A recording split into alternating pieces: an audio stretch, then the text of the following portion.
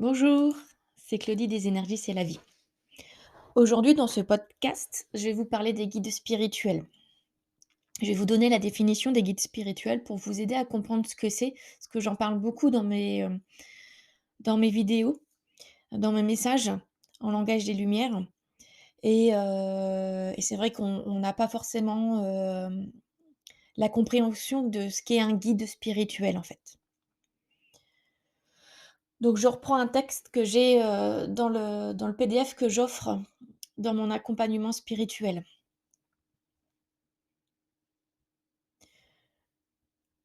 Qu'est-ce qu'un guide spirituel? Il existe de nombreuses façons différentes de décrire un guide spirituel et pour certaines personnes, cela peut signifier autre chose que pour d'autres. Une façon de caractériser un guide spirituel est comme une aide qui nous a été sélectionnée et assignée avant de naître.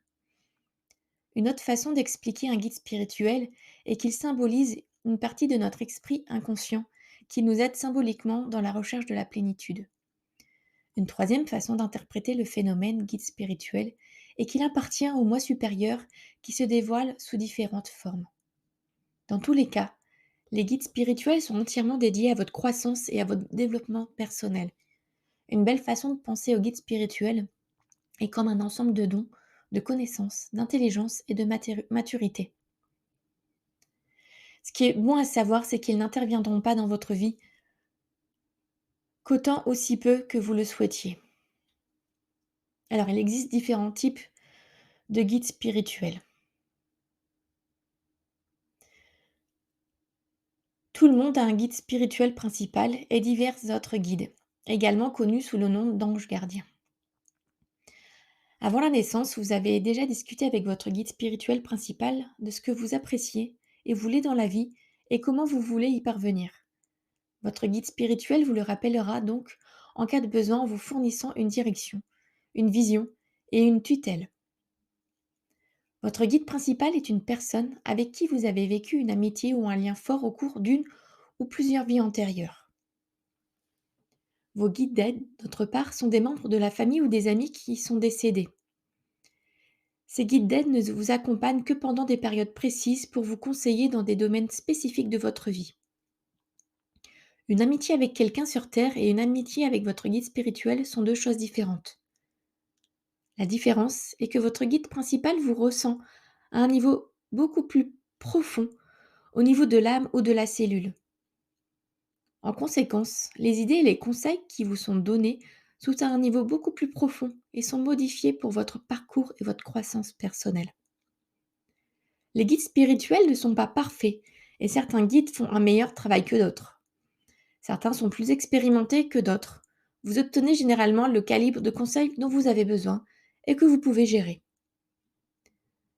Ceux qui sont sur le chemin spirituel sont souvent exceptionnellement bien guidés parce qu'ils peuvent s'en servir. Vos guides sont généralement un peu plus près au même un peu, pardon. Vos guides sont généralement à peu près au même point de leur développement que vous. Bien qu'étant non physiques, ils ne sont pas soumis aux illusions de l'existence physique, ce qui leur donne une plus grande clarté et objectivité. Lorsque vous étiez à l'école primaire et que vous veniez d'apprendre à diviser, vous étiez peut-être plus doué pour l'enseigner à vos camarades de classe que votre professeur, qui avait probablement oublié depuis longtemps ce qu'il a traversé pour apprendre la division.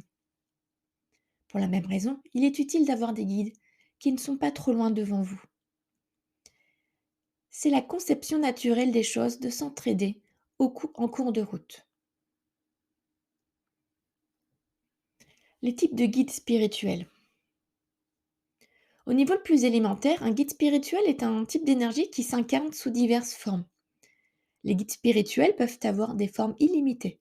Quelle que soit la forme que prend votre guide spirituel, il est là pour vous guider, vous avertir, enseigner, soutenir, rappeler, réconforter et révéler les choses que nous devons apprendre sur nous-mêmes pour grandir.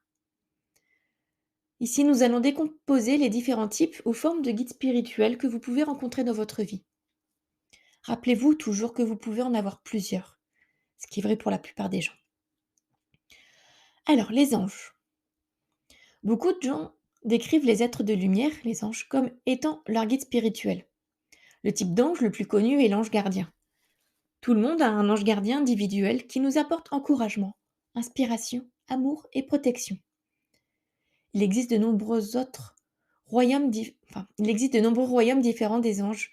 Les archanges, par exemple, sont des anges plus spécialisés.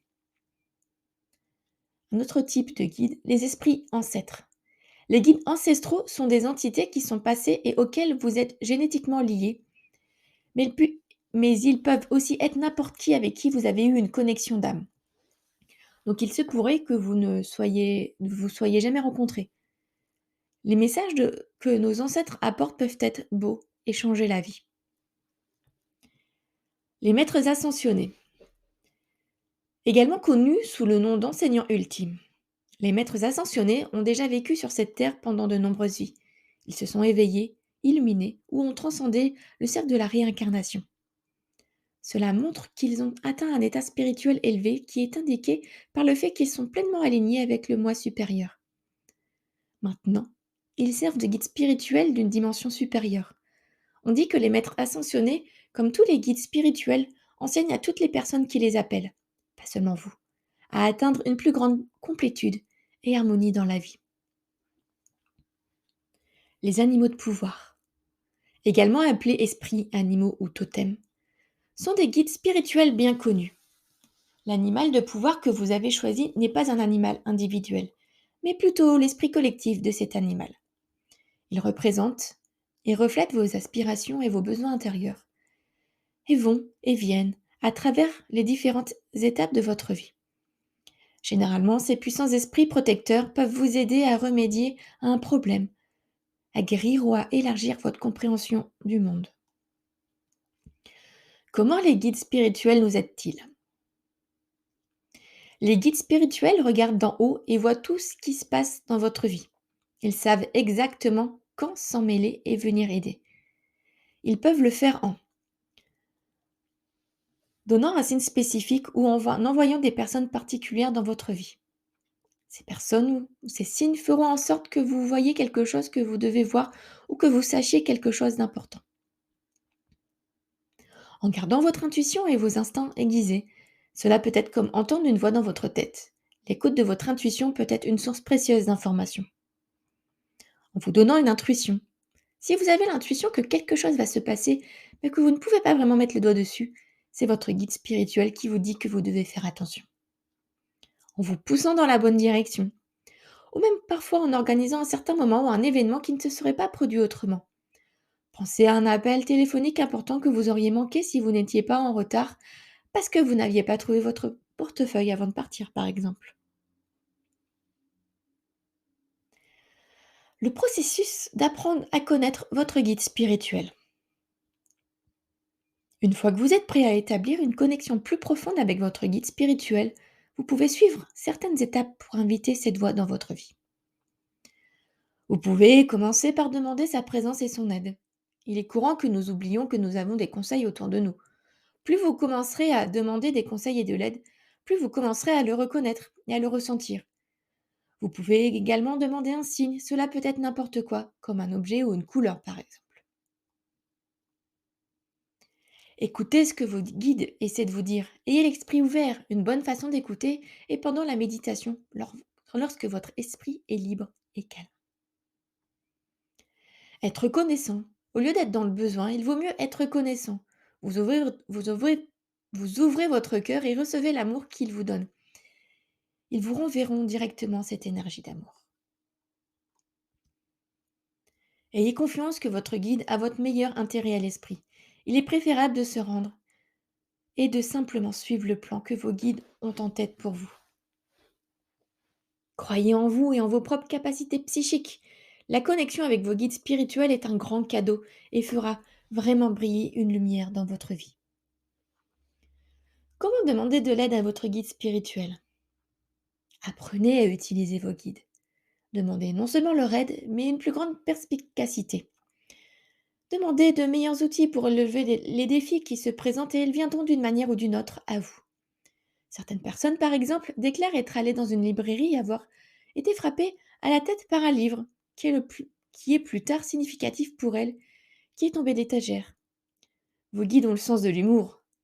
De telles expériences aident à montrer clairement que vous êtes guidé et assisté. Votre jeu, votre tâche dans la vie et ce pourquoi vous vous êtes inscrit. Certaines personnes sont un peu actives dans la planification de leur vie, mais vous avez probablement eu une bonne aide avec la vôtre et n'avez pas pris plus que vous ne pouvez gérer. Parfois, les choses prennent une tournure inattendue et il est sage de battre en retraite. En général, cependant, à moins que vous n'ayez fait tout votre possible pour créer beaucoup de karma négatif, votre vie vous convient en termes de capacité.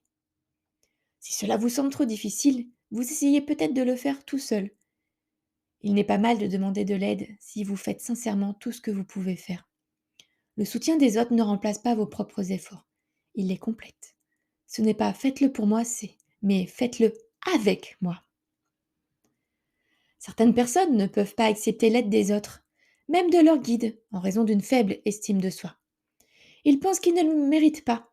Ils pensent que s'ils reçoivent de l'aide, ils enlèvent l'aide aux autres. Par exemple, non, je vais me débrouiller seul, tout seul ici. Tu vas aider quelqu'un d'autre qui en a vraiment besoin. Je vais bien, peuvent-ils se dire, alors qu'ils s'effondrent sur le sol. Pouvez-vous imaginer à quoi ressembleraient les sports d'équipe si tout le monde adoptait cette attitude? Non, je vais régler le football tout seul. Oui, je sais que 12 personnes sont sur le point de me tacler, mais ça va. Je vais essayer de le faire moi-même.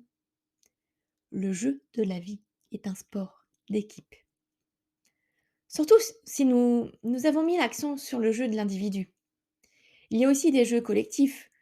Tout le monde sur Terre fait partie d'un jeu collectif accepté par tous. Et il existe aussi des jeux intermédiaires. Votre jeu fait partie de ces grands jeux.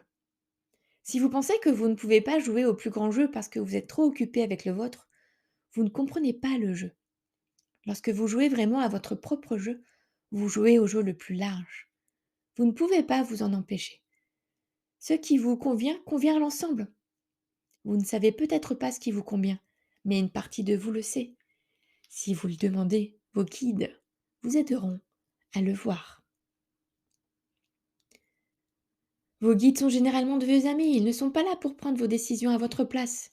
Ils vous diront ce qu'ils pensent, parfois fort, parfois non. Acceptez leurs conseils avec bienveillance. Souvent, ils savent des choses que vous ne pouvez pas savoir, mais ne présumez pas qu'ils ont toujours raison. Ils ne le sont pas, et si vous suivez automatiquement les conseils des autres, vous ne développerez pas vos capacités de prise de décision. Travaillez avec eux et avec tous les autres membres de votre équipe. Jouez votre rôle dans les équipes des autres de la manière qui vous convient. Nous sommes tous à la fois enseignants et étudiants les uns pour les autres, parce que nous sommes tous finalement un. Il existe une grande similitude entre les leçons de vie d'une personne à l'autre, mais chaque situation est unique. C'est l'occasion idéale de perfectionner vos compétences en jouant au jeu de la vie. La méditation est un bon moyen de communiquer avec vos guides spirituels. Si vous permettez d'être dans un état très détendu et que votre faculté d'imagination est libre, vous pouvez simplement imaginer vos guides spirituels. Par exemple, vous pourriez demander à communiquer avec votre guide spirituel principal. Après avoir demandé, commencez simplement à imaginer à quoi il ressemble. Son apparence peut être n'importe quoi, car ceux des plans supérieurs n'ont pas de forme physique. Ils vous intéressent sous la forme qui vous convient le mieux. Et même si vous pensez que vous ne faites qu'inventer une image, ce n'est probablement pas le cas. Acceptez n'importe quelle forme qui vous vient, qu'il s'agisse d'un prince indien majestueux ou d'un chiot hirsute, et commencez à avoir une conversation avec elle dans votre imagination. Posez des questions et écoutez les réponses. Si vous n'obtenez pas de réponse, inventez-les. Après un moment, quelque chose va commencer à couler.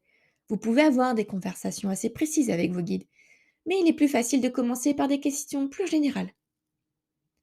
C'est une bonne idée d'avoir un magnétophone ou un bloc-notes à portée de main pour enregistrer vos réponses afin de pouvoir les revoir plus tard. Ce n'est qu'une technique pour entrer en contact avec vos guides spirituels, et il y en a beaucoup d'autres aussi. N'oubliez pas que vos guides vous entendent toujours. Vous n'avez donc pas à vous en soucier. Vous n'entendrez peut-être pas leurs réponses directement, mais ils répondront d'une manière ou d'une autre. Votre principal défi est de demander clairement et précisément.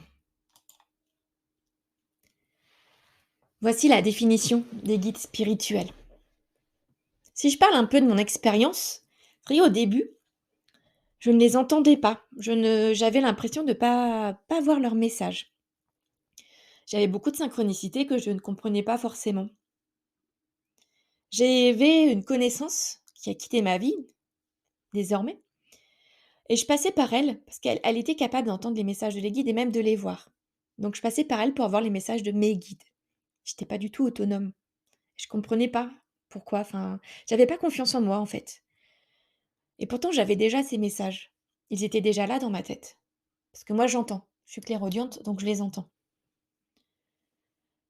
Ils étaient là, mais je n'y croyais pas, parce que pour moi, j'étais pas capable. Il a fallu un déclic. Et ce déclic, c'était l'année dernière, en début d'année dernière, à un moment où ma flamme jumelle, mon runner, a commencé à partir et où j'ai vécu pas mal de choses difficiles dans ma vie. J'étais vraiment pas bien, seule, à cause de cette solitude. Et et cette personne par laquelle je passais n'a pas souhaité m'aider. M'aider, c'était aider mon runner également et elle n'a pas souhaité m'aider et quand on était au téléphone, au lieu d'être à mon écoute, elle me racontait toujours sa vie merveilleuse et je pouvais jamais en placer une.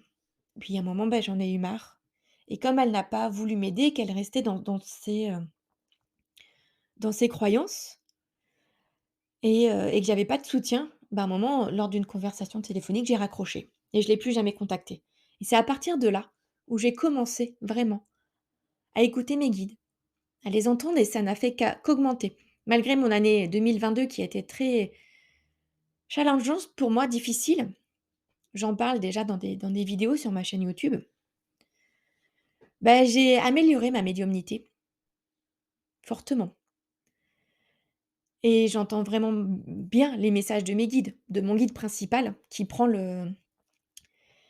qui est là pour donner le message de des autres en fait. C'est lui qui me parle.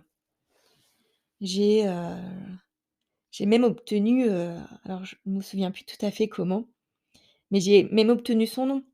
J'ai pas, j'ai pas l'aspect, en tout cas je m'en souviens pas, mais en fait j'ai un guide pléiadien, Nadra Napugna, Nadra en diminutif. Donc c'est mon guide principal, parce que je suis une Starseed donc j'ai un vécu là-bas et il me passe, des messages. J'ai des messages dans la tête, comme j'ai des messages télépathiques de ma flamme jumelle et parfois ces messages sont en langage des lumières. Alors je vous invite à aller sur mon site internet lesénergiesc'estlavie.fr dans le blog pour voir ce qu'est le langage des lumières, en attendant que je fasse un podcast dessus. C'est même accentué quand je suis dans mon bain. L'eau accentue les échanges. Ça a été prouvé, pas mal de personnes le disent, hein. Donc si vous êtes proche d'une source d'eau, pas besoin d'être dans votre bain, hein, vous pouvez, accentuer la capacité d'entendre, de recevoir les messages de vos guides. Ce qui est important, c'est de ne pas vous comparer aux autres vis-à-vis de ça. Il y a des personnes qui ont l'archange Michael en guide, qui ont Yeshua, Jésus si vous préférez, ou Sananda, c'est ces 3 noms, ou Marie-Madeleine ou Marie, parce qu'ils ont une connexion avec elle. Mais on peut tous avoir des messages d'eux, hein, sans qu'ils soient forcément nos guides. C'est, enfin, peu importe qui sont vos guides, l'important c'est d'entendre les messages et de voir quand vous êtes guidé pour éviter une certaine situation qui pourrait être vraiment préjudiciable pour vous. Et c'est vrai qu'on garde toujours notre libre arbitre, hein. Vous pouvez partir dans la mauvaise direction. Vos guides ne vous en vaudront pas. C'est vous qui l'avez choisi. Et tout est parfait. Vous reviendrez dans la bonne direction plus tard, dans cette vie ou dans une autre vie. Ce qui est important, c'est de vous écouter. Écoutez vos guides, écoutez votre âme surtout, votre cœur.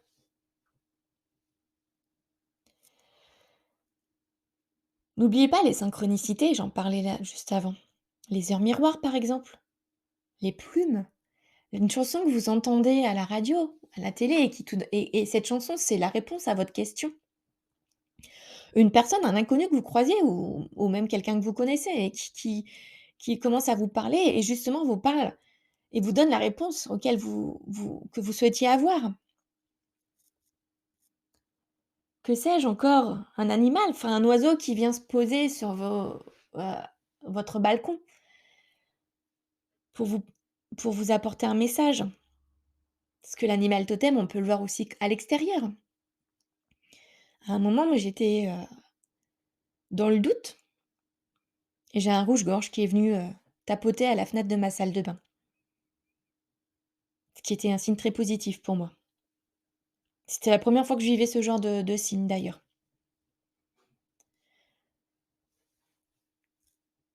Donc voilà, c'était important que ce message passe pour que vous puissiez entendre ce que sont les guides et vous rendre compte que vous êtes tous les jours guidés de toute façon, même si vous ne vous en rendrez pas compte. Ils sont là. Osez leur parler. Moi, au tout début, je trouvais ça trop bizarre de parler à haute voix. Donc je parlais dans ma tête et ils m'entendaient. Et puis maintenant, j'arrive à parler à haute voix sans me sentir pour une folle, comme une folle. Enfin, je ne suis pas folle. Je suis capable d'entendre mes guides. Je leur parle et ils me répondent. Parfois, je ne comprends pas la réponse de suite. J'ai demandé de l'aide par rapport à ma situation financière pour recevoir l'abondance financière, pour me libérer et comprendre ce qui empêche tout cela. Et le lendemain, j'ai vécu une situation de stress. Et je leur dis: «Mais pourquoi vous m'envoyez cette situation de stress? Je vous demande une aide». Mais en fait, cette situation de stress m'a permis de faire un tirage avec, un de mes oracles que j'ai et de voir que, bah, c'est pourquoi je n'ai pas l'abondance financière que je devrais avoir depuis longtemps avec mon activité de soins énergétiques et que c'était lié au transgénérationnel, donc à mes ancêtres. Donc je devais faire ce qu'il faut pour ça et puis j'ai eu une autre réponse en tête, cette fois-ci, comme quoi il y avait un égrégore négatif venant de ma famille au sens large. Famille qui n'a pas confiance en moi, pas confiance en ce que je fais et ils parlent tellement de moi, en négatif, qu'ils ont créé un égrégore et c'est vraiment la famille au sens large, hein, c'est pas que mes parents, mes frères et sœurs, c'est cousins, cousines, oncles et tantes, hein, c'est tout le monde. Ils ne se rendent pas compte, les on ne se rend pas compte de l'égrégore qu'on peut créer avec nos pensées et il était au-dessus de moi donc j'ai ce week-end, j'ai fait, parce que là on est un lundi, j'ai fait ce qu'il faut pour m'en libérer. J'ai demandé de l'aide de l'archange Michael qui me guide aussi de temps en temps, pour couper tous ces liens et puis j'ai écouté des soins qui sont sur YouTube et spécifiques. Donc voilà, les réponses sont pas forcément celles auxquelles on s'attend, mais malgré tout, ce sont les réponses qu'on doit avoir parce qu'elles nous permettent d'aller plus loin pour avoir les compréhensions que nous souhaitons avoir. Voilà, je voulais parler de mon expérience aussi après avoir, donné cette définition. J'espère que ça vous intéresse, que ça vous a plu. N'hésitez pas à le dire, hein, vous pouvez, mettre des petits commentaires, après le podcast et bon, on va voir quel sera le prochain podcast, hein. Je suis mes guides, je suis mon intuition par rapport à ça, sur ce que je dois faire au niveau des thèmes. Il y aura pas d'ordre précis. C'est pas le même ordre qui se trouve dans le livret de PDF pour que j'offre lors de mon accompagnement. Vous n'aurez pas le contenu total de ce PDF, hein, que certaines choses qui sont importantes à partager comme ça. Parce qu'il a plus de il a, plus de 100 pages, on n'est pas loin de 120 pages et c'est vraiment pour aider les personnes qui prennent mon accompagnement et que je suis sur 6 mois ou 1 an. Donc voilà, je vais vous souhaiter une très belle journée et puis je vais vous dire à bientôt. Au revoir.